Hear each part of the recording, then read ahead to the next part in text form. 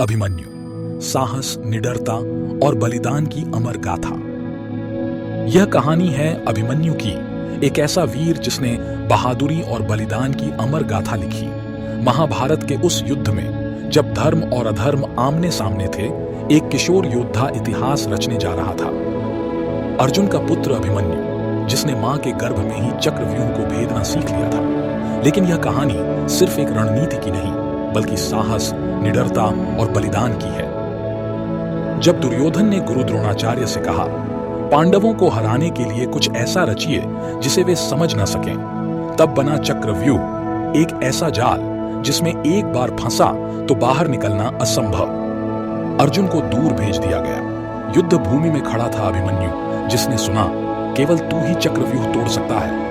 उसकी आंखों में चमक थी, आवाज में विश्वास। मुझे पता है कैसे भीतर जाना है और अंदर जाकर पीछे नहीं हटूंगा। वह अकेला आगे बढ़ा, पहले घेरे को तोड़ा, फिर दूसरे को चीरता गया। हर वार के साथ उसकी तलवार में पिता अर्जुन की सीख और माता सुभद्रा की शक्ति थी। लेकिन चक्रव्यूह के भीतर छल और अधर्म छिपा बैठा था।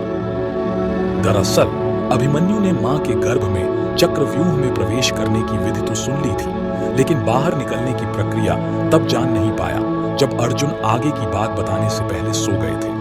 यही कारण था कि वह चक्रव्यूह के केंद्र में पहुंचने के बाद बाहर निकलने का मार्ग नहीं समझ पाया। पांचों महारथियों ने उसे चारों ओर से घेर लिया। अभिमन्यु थका नहीं, डरा नहीं। एक एक कर उसने उनका सामना किया।